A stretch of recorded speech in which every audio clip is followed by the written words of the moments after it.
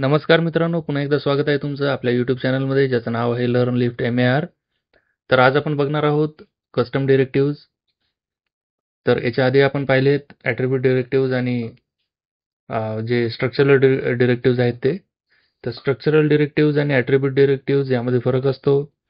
Attribute डिरेक्टिव्ज जे आहेत ॲट्रिब्यूट्सच्या according जे आहेत किंवा ॲट्रिब्यूट्सला काही चेंजेस डायनॅमिकली द्यायचे असतील तर ते देऊ शकतात. आपण जे डिरेक्टिव्ज आहेत आपण डायरेक्टली ॲट्रिब्यूट्सवर यूज करतो. त्याच्यानंतर जे स्ट्रक्चरल डिरेक्टिव्ज आहेत आपल्याला माहिती आहे स्ट्रक्चरल डिरेक्टिव्ज जे आहेत स्ट्रक्चर किंवा जे काही डोम आहे ते मॅनिप्युलेट करतात, ॲड रिमूव्ह करतात एलिमेंट्स. तर सेम आहे. आता कस्टम डिरेक्टिव्ज जे आहेत ते आपल्या गरजेनुसार आपण क्रिएट करतो. तर कसे? आता फॉर एक्झाम्पल आपली गरज आहे ज्यावेळेस मी या पी टॅगवर होवर करेल तर त्यावेळेस याचा जो कलर आहे तो कलर चेंज झाला पाहिजे आणि याची फॉन्ट साईज जी आहे ती वाढली पाहिजे. ठीक आहे, तर ही आपली गरज आहे. तर आपल्याला काय करायचं आहे, आपण CSS द्वारे सुद्धा हे करू शकतो. आपण एक CSS क्लास याला दिल्यानंतर या पी टॅगला एक CSS क्लास ऑलरेडी आहे. तर या पी वर आपण होवर जो आहे ती सुडो क्लास यूज करू शकतो. फॉर एक्झाम्पल आता मी जर याला केलं होवर, या पी टॅगला होवर केल्यानंतर इथे मी जी स्टाईल आहे ती स्टाईल जी आहे ती ऍड करू शकतो याला. ठीक आहे, ओव्हर केल्यानंतर मी काय करू शकतो तर फॉन्ट साईज जी आहे ती 30 पिक्सेल करू शकतो आणि कलर जो आहे तो मी रेड करू शकतो. ठीक आहे, तर अशा पद्धतीने तुम्ही पाहू शकता. जर मी आता होवर काढली याची तर तुम्ही पाहू शकता हा इफेक्ट इथे येतो आहे. ठीक आहे, तर हे एक जस्ट एक्झाम्पल आहे. आपण CSS थ्रू सुद्धा याला करू शकतो. परंतु आता सेम जे आहे आपल्याला अचीव्ह करायचं आहे कशाद्वारे? आपल्याला अचीव्ह करायचं आहे डिरेक्टिव्हद्वारे. तर याच्यामध्ये ज्या गोष्टी आहेत तुम्हाला इम्पोर्ट कराव्या लागतील डिरेक्टिव्ह क्रिएट केल्यानंतर. पहिली गोष्ट आहे बघा एलिमेंट रेफ आहे आणि त्याच्यानंतर जे आता हे इव्हेंट्स आहेत हे इव्हेंट्स आपल्याला कॅच करण्यासाठी होस्ट लिस्टनर म्हणून एक पुन्हा एक मॉड्यूल आहे तो तुम्हाला इम्पोर्ट करावा लागतो. मॉड्यूल म्हणण्यापेक्षा डेकोरेटर आहे ते. त्या डेकोरेटर जसं इनपुट डेकोरेटर आणि output decorator view child decorator आहे त्याच पद्धतीनं होस्ट लिस्नर सुद्धा एक डेकोरेटर आहे आणि ते डिरेक्टिव्हमध्ये यूज होतं. त्याच्यानंतर आहे रेंडरर 2. तर रेंडरर 2 सुद्धा तुम्हाला इम्पोर्ट करावं लागतं. तर सुरुवातीला आपण बघूया होस्ट लिस्नर आणि एलिमेंट रेफ्ट या दोन्हींचा वापर करून आपण कोणत्या पद्धतीने जो इफेक्ट आपण आता होवरचा पाहिला होता सेम इफेक्ट जो आहे आपल्याला डिरेक्टिव्हद्वारे कोणत्या पद्धतीने देता येईल ते. तर त्याच्यासाठी आपल्याला एक डिरेक्टिव्ह क्रिएट करावा लागतो. काम करूया. आपल्याकडे ऑलरेडी कमांड आहे ng-d कस्टम डिरेक्टिव्ह. तर कंपोनंटसाठी तुम्ही C यूज करता, डिरेक्टिव्हसाठी तुम्हाला D यूज करावं लागतं आणि सर्व्हिसेससाठी तुम्हाला S यूज करावं लागतं. तर आपण आता फाईलमध्ये आलेलो आहोत. तुम्ही पाहू शकता हे जे डेकोरेटर आहे हे आहे डिरेक्टिव्ह डेकोरेटर. तर आता आपल्याला डेकोरेटर जे आहे आपल्याला होस्ट लिस्नर आपल्याला इम्पोर्ट करावं लागतं. त्याच्यानंतर एलिमेंट रेफ जे आहे ते इम्पोर्ट करावं लागतं. या दोन्ही गोष्टी इम्पोर्ट केल्या. आता एलिमेंट रेफचं जे आहे प्रायव्हेट व्हेरिएबल आपण एक बनवूया. प्रायव्हेट प्रॉपर्टी या कस्टम डिरेक्टिव्हची एलिमेंट रेफ टाईपची. बरोबर आहे.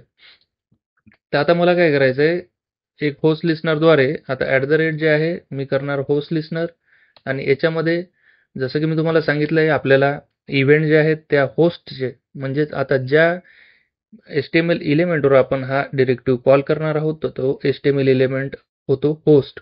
ठीक आहे, तर त्या होस्टचे इव्हेंट्स आपल्याला लिसन करायचे असतील डिरेक्टिव्हमध्ये तर आपण होस्ट लिस्नरचा वापर करू शकतो. तर इथे आता काय करायचं आपल्याला माऊस इंटर आहे. हा इव्हेंट जो आहे आपल्याला लिसन करायचा आहे आणि त्याला आपण बाइंड करतोय मेथड ऑन माऊस इंटरची.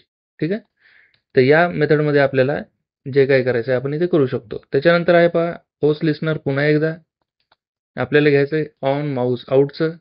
तर माऊस लिव्ह हा एक इव्हेंट असतो ऑन माऊस लिव्ह. ठीक आहे, तर याच्यानंतर काय असतं आपल्याला याच्यामध्ये आपण करू शकतो जे काय आपल्याला अपडेशन वगैरे स्टाईलचे जे करायचे आहेत ते. तर आता आपण यूज करूया एलिमेंट रेफचा. तर एलिमेंट रेफ आहे. ठीक आहे, तर तुम्ही एलिमेंट जो आहे तो पर्टिक्युलर एलिमेंट ॲक्सेस कसा करणार तर धिस डॉट बरोबर EL dot native element dot style dot colour is equals to आपल्याला करायचं आहे रेड आणि त्याच्यानंतर this dot EL dot native element पुन्हा स्टाईल आहे त्याची स्टाईल डॉट फॉन्ट साईज आपल्याला वाढवायची. तर फॉन्ट साईज आपल्याला काय करायची 30 पिक्सल करायची. तर हे काय झालं हे झालं माऊस इंटरमध्ये. त्या माऊस इंटरमध्ये केल्यानंतर आता जेव्हा आपण माऊस आउट करूया त्यावेळेस आपल्याला करायचा एक कलर जो काही होता आधीचा ग्रीन आणि जी काही ती फॉन्ट साईज होती फॉर एक्झाम्पल 20 पिक्सल आधीची होती. ठीक आहे. तर आता हा जो डिरेक्टिव्ह आहे आपल्याला कॉल करावा लागणार आहे app.ts मध्ये. इथे बघू शकता तुम्ही इम्पोर्ट सारेमध्ये मी देतोय. ते इम्पोर्ट सारेमध्ये दिल्यानंतर अशा पद्धतीने आपल्याला इम्पोर्ट करावं लागतं वरती. आणि हा जो डिरेक्टिव्ह आहे हा आपल्याला यूज करायचा आहे पी टॅगवर. तर आपण हा जे सिलेक्टर आहे या सिलेक्टरला आपण सेव्ह करूया आणि app.html चा जो पी टॅग आहे याच्यावर आपल्याला ते द्यायचे. ठीक आहे. तर अशा पद्धतीनं आपण केल्यानंतर तुम्ही पाहू शकता जेव्हा मी होवर करतो तर त्यावेळेस फॉन्ट साईज चेंज होते आणि कलर सुद्धा चेंज होतोय. जेव्हा मी माऊस जो आहे बाजूला नेतो तर तेव्हा पूर्ववत जे काही होतं ग्रीन कलर आणि फॉन्ट साईज 24 होती तर ती याला अप्लाय झालेली आहे. ठीक आहे. तर अशा पद्धतीनं सेम बिहेवियर जे आहे CSS मध्ये खूप शॉर्टकटमध्ये झालंय. परंतु एक एक्झाम्पल तुम्हाला द्यायला समजायला सोपं जाईल म्हणून मी हे सोपं एक्झाम्पल घेतलेलं आहे. जे काही आपण एलिमेंट रेफचा यूज करून आपण केलेलं आहे. ठीक आहे. तर सेम जी कन्सेप्ट आहे आपण एक काम करूया. आता आपण एलिमेंट रेफ तर आपल्याला कळालेलंच आहे. तर आपण एक काम करूया आता एलिमेंट रेफच्या सोबतच आपण रेंडररचा सुद्धा वापर करून पाहूया. ठीक आहे. तर रेंडररमध्ये आपल्याला काय करायचं आहे आता जी आपण तुम्ही इथे पाहू शकता आता आपण जे डिरेक्टिव्ह आहे हे आपण P वर कॉल केलेलं आहे. परंतु आता हे जे डिरेक्टिव्ह आहे आपल्याला P वर कॉल न करता आपल्याला कॉल करायचं आहे div वर आणि डायनॅमिकली जो काही नवीन एलिमेंट क्रिएट होतोय या स्टाईल सोबत ठीक आहे कलर रेड आणि फॉन्ट साईज 30 तर हा जो एलिमेंट आहे आपल्याला कॉपी करून पूर्णतः नव्यापासून क्रिएट करून आपण या डिवला तो आपण अपेंड करणार आहोत. ठीक आहे. तर एवढ्या सगळ्या गोष्टी आपल्याला करायच्यात. तर आपण आता इम्पोर्ट करूया रेंडरर 2. ठीक आहे. तर रेंडरर 2 इम्पोर्ट केल्यानंतर पुन्हा एक आपल्याला एक प्रायव्हेट व्हेरिएबल घ्यावं लागेल रेंडररचा. ठीक आहे. आणि इथे हे जे व्हेरिएबल नेम आहेत तुम्ही काही देऊ शकता हे तुमच्या मनावर आहे. ठीक आहे. तर आता मी या 2 लाईन ज्या आहेत हे कमेंट करतो इथनं आणि या 2 लाईन सुद्धा इथून कमेंट करतो. आता आपल्याला काय करायचं आहे आपल्याला सेम होस्ट लिस्नरमध्ये जे होस्ट लिस्नर आहे तर सेम होस्ट लिस्नरचाच आपल्याला वापर करायचा आहे. पण सुरुवातीला आपण एक काम करणार आहोत जो काही जुना एलिमेंट आहे आता फॉर एक्झाम्पल इथे UI वर हा जुना एलिमेंट आहे. ठीक आहे. तर हा जुना एलिमेंट याचे जे स्टाईल्स वगैरे आहेत आपल्याला कॉपी करून ठेवायच्यात आधी. तर कोणत्या पद्धतीने करू शकतो आपण एक आपल्याला व्हेरिएबल घ्यायचा आहे स्टाईलचा स्टाईल नावाचा. ठीक आहे. याचं द्यायचं आहे आपल्याला रेकॉर्ड स्ट्रिंग कॉमा स्ट्रिंग हे याचं टाईप द्यायचं आहे आणि एक एम्प्टी ऑब्जेक्ट जो आहे तो आपल्याला द्यायचा आहे. ठीक आहे. एम्प्टी ऑब्जेक्ट दिल्यानंतर आता ओल्ड स्टाईल जे आहेत ओल्ड स्टाईल आपण कोणत्या पद्धतीने घेतो तर ओल्ड स्टाईल घेण्यासाठी आपल्याकडे एक विंडो ऑब्जेक्ट आहे. विंडो ऑब्जेक्टची एक मेथड आहे गेट कम्प्युटर स्टाईल्स म्हणून. तर त्या मेथडचा आपण वापर करूया. तर इथे काम करूया व्हेरिएबल घेऊया ओल्ड स्टाईल्स म्हणून. तर window dot gate computer styles म्हणून आहे. तर गेट कम्प्युटेड स्टाईलमध्ये आपल्याला एक इलिमेंट पास करावा लागतो. ठीक आहे. तर इलिमेंट कोणता आहे आपल्याकडे आता आपल्याला माहिती आहे नेटिव्ह इलिमेंट तर आपल्याकडे आहेच आहे. ठीक आहे. परंतु हा नेटिव्ह इलिमेंट जो आहे याला कोणता चिल्ड्रन आहे का नाही. तर हा पॅराग्राफ टॅग आहे या पॅराग्राफ टॅगला चिल्ड्रन आहे का नाही आहे. तर आपल्याला आता आपण काय करणार आहोत हे जे डिरेक्टिव्ह आहे आपण डिववर कॉल करणार आहोत. तर त्याच्यामुळं या डिवचा चिल्ड्रन काय आहे तर P आहे. ठीक आहे. तर या Pचं जे आपल्याला आहे Pचे आपल्याला स्टाईल्स पाहिजे. तर इथं आपल्याला करायचं आहे चिल्ड्रन ऑफ 0. ठीक आहे. तर काय होणार पहिलं जे चिल्ड्रन आहे त्या चिल्ड्रनचे आपल्याला सगळ्या स्टाईल्स या ओल्ड स्टाईल्समध्ये मिळतील. तर आपण काय करायचं आहे दिस डॉट स्टाईल्स बरोबर आहे. आता इथे आपल्याला 2 स्टाईल्स पाहिजेत colour is equal to old styles dot colour. ठीक आहे. त्याच्यानंतर पुन्हा दिस डॉट स्टाईल इथे आपल्याला काय करायचं आहे फॉन्ट साईज ठीक आहे. फॉन्ट साईज बरोबर old styles dot font size. दोन गोष्टी आपण कॉपी करून ठेवल्यात. आता आपल्याला जसं मी सांगितलं होतं नव्याने जो आहे आपल्याला इलिमेंट क्रिएट करायचा आहे. ठीक आहे. तर नव्याने आपण इलिमेंट कोणत्या पद्धतीने क्रिएट करू शकतो? तर नव्याने इलिमेंट क्रिएट करायला आपल्याला रेंडररचा यूज करावा लागतो. ठीक आहे. तर आता मी काय करणार, कॉन्स्ट पी करणार is equals to this dot renderer dot create element म्हणून आहे. तर इथे आपल्याला पी टॅग जो आहे तो पाठवायचा आहे. ठीक आहे. तर आपल्याला काय करायचं आहे, स्ट्रिंगमध्ये टॅग द्यायचा आहे पी. तर हा पी झाला आपला इलिमेंट. आता इलिमेंटला आपल्याला टेक्स्ट सुद्धा द्यायचं आहे होवर मी. ठीक आहे. तर आपण काय करणार, आता पुन्हा एकदा व्हेरिएबल घेणार, const text is equals to this dot renderer dot create text आहे. ते क्रिएट टेक्स्टमध्ये आपल्याला पास करायचं आहे होवर मी. ठीक आहे. आता हा टेक्स्ट नोड क्रिएट झालाय. तर आता आपल्याला काय करायचं, हा टेक्स्ट नोड जो आहे हा अपेंड करायचा आहे या पीला, पी टॅगला. तर कसं करू शकतो आपण, this dot renderer dot append child. तर इथे आपल्याला सुरुवातीला पॅरेंट द्यावं लागतं. तर पॅरेंट काय आपल्याकडे पी आहे आणि चाइल्ड जे आहे ते टेक्स्ट आहे. ठीक आहे. झालं. आता पी टॅग जो आहे तो होवर मी या टेक्स्ट सोबत आपला क्रिएट झालेला आहे. तर आता आपल्याला काय करायचं, या पी टॅगला स्टाईल्स द्यायचे. तर this dot renderer dot set style. ठीक आहे. तर इथे जो इलिमेंट द्यायचा आहे आपल्याला पी टॅग द्यायचा आहे, पुन्हा कॉमा आहे. आता स्टाईल काय आहे, स्टाईल आहे सुरुवातीला कलर आहे. आता जुन्या इलिमेंटचे आपण जे कलर आहे ते कलर आपण तर घेऊन ठेवलेलाच आहे, परंतु या नव्या इलिमेंटला आपल्याला कलर द्यायचा आहे पहा, रेड. ठीक आहे. पुन्हा this dot renderer dot set style आपल्याला करायचं आहे, पुन्हा पी इलिमेंट घ्यायचा आहे. त्या पी इलिमेंटला फॉन्ट साईज जी आहे ती द्यायची आहे आपल्याला 24 पिक्सल्स. ठीक आहे. नवीन इलिमेंट जो आहे तो. एवढं झालं. तर याच्यानंतर काय करायचं आहे आपल्याला, हा जो पी इलिमेंट आहे, हा पी इलिमेंट जो आहे नेटिव्ह इलिमेंट आपला डिव आहे, तर त्याला आपल्याला अपेंड करायचं आहे. ठीक आहे. अपेंड करण्याच्या आधी आपल्याला जो जुना इलिमेंट आहे तो रिमूव्ह करायचा आहे. तर जुना इलिमेंट कोणता आहे आपला, पी टॅग आहे, परंतु ग्रीन कलर सोबत आहे. ठीक आहे. आता जेव्हा मी याच्यावर होवर करणार तर हा पी टॅग असणार आहे आपला जुना इलिमेंट ग्रीन कलरचा. तर आपल्याला काय करायचं आहे, आता हे नेटिव्ह इलिमेंट आहे, हे नेटिव्ह इलिमेंट मधून आपल्याला तो चाइल्ड काढायचा आहे. तर पुन्हा this dot renderer dot remove child आहे. सुरुवातीला रिमूव्ह चाइल्ड केल्यानंतर आपण आता पॅरेंट देणार आहोत. तर this dot EL dot native element हा झाला पॅरेंट, आणि ओल्ड चाइल्ड काय झालाय, तर याचा चिल्ड्रन ऑफ 0. ठीक आहे. डॉट चिल्ड्रन ऑफ 0 हा झाला ओल्ड. ठीक आहे. त्याच्यानंतर आहे होस्ट एलिमेंट आहे का, हा आहे, हा होस्ट एलिमेंट नाहीये. तर आपण एक काम करूया, इथे देऊया फॉल्स. ठीक आहे. कारण की पी टॅग जो आहे तो होस्ट एलिमेंट आहे का, नाहीये. होस्ट एलिमेंट आपला कोणता राहणार आहे आता, डिव टॅग. तर हे झाल्यानंतर आपल्याला पुन्हा काय करायचं आहे, खाली this dot renderer dot append child करायचं आहे आपल्याला. ठीक आहे. अपेंड चाइल्ड कशाला करणार आपण, आता पॅरेंट कोणता आहे आपल्याकडे, नेटिव्ह इलिमेंट आहे. ठीक आहे. तर this dot EL dot native element हा झाला पॅरेंट, आणि याला न्यू चाइल्ड कोणता आहे, आता आपण न्यू चाइल्ड क्रिएट केलेला आहे, कोणता आहे, हा पी. ठीक आहे. हा पी इथे आपण अपेंड करून टाकणार. तर अशा पद्धतीने काय झालेलं आहे, आपण जुना इलिमेंट काढलेला आहे आणि नवीन इलिमेंट जो आहे तो आपण ऍड केलेला आहे. ठीक आहे. जुन्या इलिमेंटचे आपण स्टाईल्स घेतल्यात, स्टाईल आपण स्टोअर करून ठेवलेले आहेत, बरोबर आहे.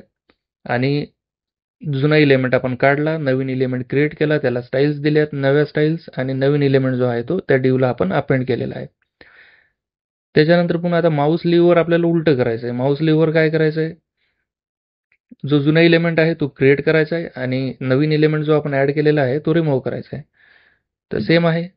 आता इथे आपल्याला इथून एवढा जो कोड आहे पुन्हा कॉपी करायचा आहे, इथे द्यायचा आहे.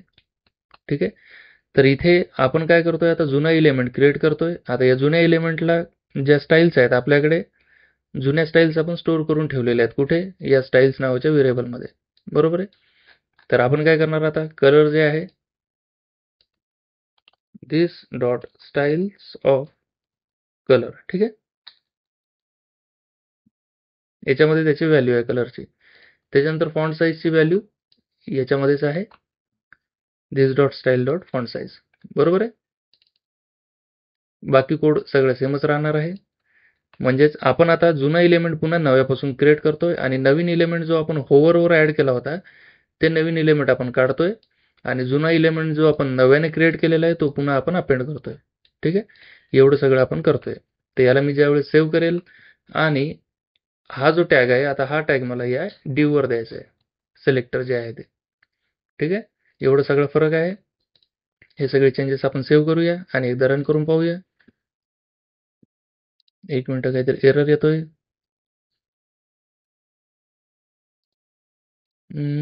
Native element dot childrens of,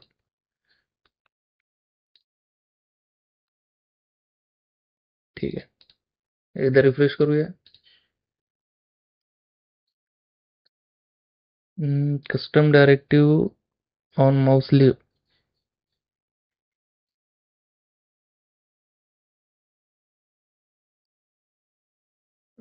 एक सेकंड, इथे चिल्ड्रन्स ऑफ 0 असेल.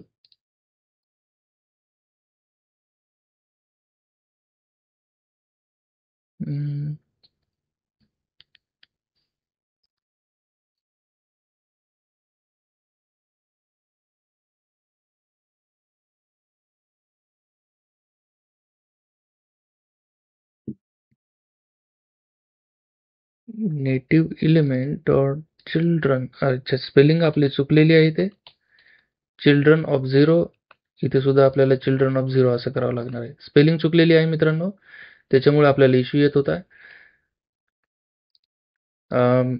पुन्हा आपलं काहीतरी चुकतंय, एक सेकंड बघूया काय चुकतंय आपलं.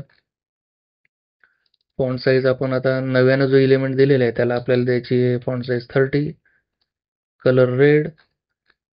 त्याच्यानंतर इथे फॉन्ट साईज जी आहे ती द्यायची. इथे सुद्धा आपली स्पेलिंग चुकलेली आहे, चिल्ड्रन ऑफ 0 आपल्याला करायचं आहे. ठीक आहे, तर अशा पद्धतीने तुम्ही आता बघणार विदाऊट एरर आपलं रन होतंय. तर आपण काय केलंय, आता रेंडररचा यूज करतोय. तर रेंडररचा यूज करून आपल्याला किती काही फॅसिलिटीज आपल्याला मिळालेल्या आहेत तुम्ही पाहू शकता. ठीक आहे, तर रेंडरर आणि एलिमेंट रेफमध्ये हाच फरक आहे. तर एलिमेंट रेफ जे आहे, तर एलिमेंट रेफचा वापर करून आपण आता हा जो कोड आहे, आम्ही एक सेकंड आता कमेंट करतो आणि तुम्हाला एलिमेंट रेफचं पुन्हा एकदा दाखवतो एक्झाम्पल कसं आहे ते. 2 लाईनमध्ये आपण कोड केला होता तो, परंतु जो रेंडररचा यूज करून मी तुम्हाला दाखवलाय ते कशामुळे दाखवलंय, कारण की रेंडरर जे आहे तिथे आपल्याला जेवढ्या काही फॅसिलिटीज आहेत ते कोणकोणत्या प्रकारच्या फॅसिलिटीज आहेत ते आपल्याला मिळतात. ठीक आहे,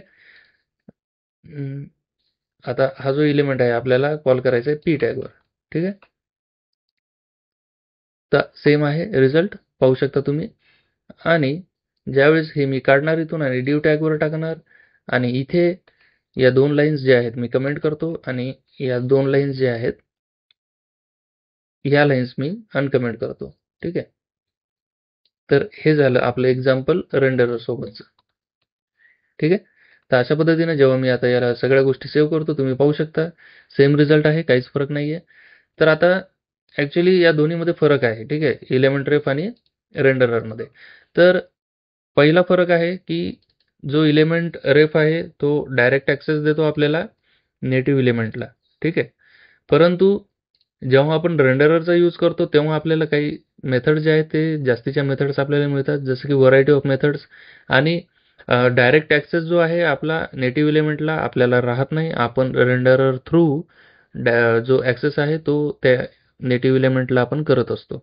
ठीक आहे, आणि नेटिव्ह एलिमेंट जो आहे इथे आपण साध्या ज्या काही स्टाईल्स आहेत, समजा फॉर एक्झाम्पल आता कलर आहे, फॉन्ट आहे किंवा एखादा ॲट्रिब्यूट आहे सेट करायचा आहे आपल्याला, अशा छोट्या छोट्या गोष्टी करू शकतो आपण नेटिव्ह एलिमेंट सोबत. म्हणजेच आपण डायरेक्ट त्या एलिमेंटला ॲक्सेस करतो. याचा अर्थ आपण एक साध्या काही ॲट्रिब्यूटला व्हॅल्यू चेंज करणं किंवा क्लासची व्हॅल्यू चेंज करणं, बरोबर आहे, किंवा व्हॅल्यू चेंज करणं, व्हॅल्यूसुद्धा एक प्रॉपर्टी आहे ती चेंज करणं करू शकतो आपण.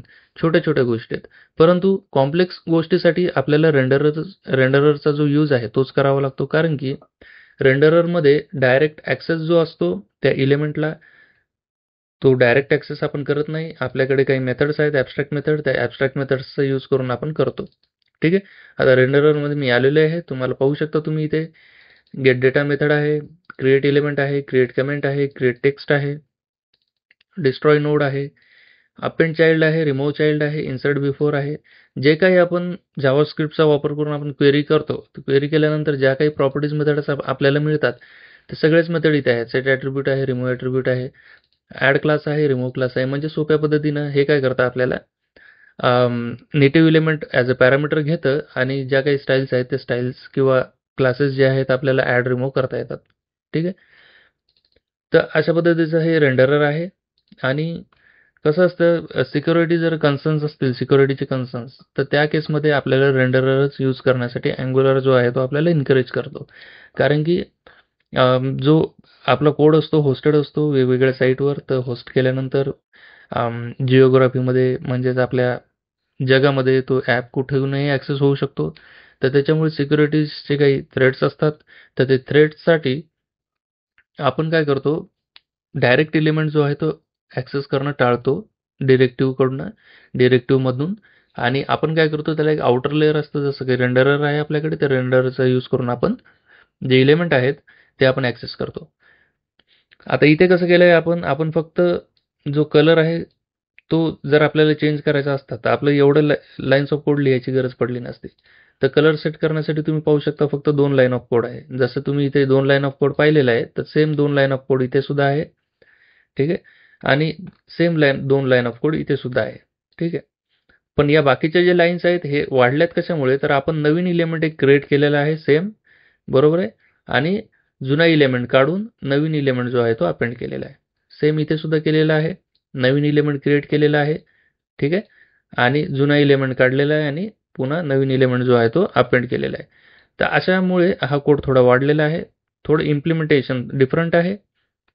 कारण की सुरुवातीलाच मी सांगितलं होतं तुम्हाला फक्त होवरचा जो इफेक्ट आहे तो आपण त्या पॅराग्राफवर डिरेक्टिव्ह वापरून आपण करू शकतो. 2 लाईनच्या कोडमध्ये आपण स्टाईल आणि फॉन्ट साईज आपण लावू शकतो. रेंडरर थ्रू सुद्धा आणि नेटिव्ह एलिमेंट आपण एलिमेंट रेफचा वापर करून सुद्धा. परंतु आपण एक्स्ट्रा करतोय इथं. एक्स्ट्रा काय करतोय, आपण एक नवीन एलिमेंट त्याच टाईपचा क्रिएट करून अपेंड करून नंतर त्याला स्टाईल्स देतो. त्याच्यामुळे इथे लाईन्स ऑफ कोड जो आहे तो वाढलेला आहे. ठीक आहे. तर असं काही क्रिएटिव्ह जर तुम्हाला करायचं असेल किंवा एखादा कॉम्प्लेक्स जो डिरेक्टिव्ह आहे तो जर तुम्हाला करायचा असेल तर त्याच्यासाठी तुम्हाला फॉर शुअर 100% शुअर आहे मी, तुम्हाला रेंडररचाच यूज करावा लागतो. आणि फक्त जो एलिमेंट रेफ आहे तो ॲज अ रेफरन्ससाठी तुम्हाला इथे वापरता येतो. जेव्हा तुम्ही रेंडररचा यूज करता तर त्यावेळेस जे एलिमेंट रेफ आहे ते तुम्हाला त्या एलिमेंटच्या रेफरन्ससाठीच फक्त यूज करता येतो. त्या एलिमेंट रेफरन्सला तुम्ही डायरेक्ट जे आहेत ॲक्सेस करायचं टाळा. ठीक आहे. छोट्या गोष्टी असतील तर तुम्ही करू शकता, पण डायरेक्ट ॲक्सेस जर तुम्हाला कॉम्प्लेक्स गोष्टीमध्ये करायचं असेल तर तुम्ही रेंडररचाच यूज करा. ठीक आहे.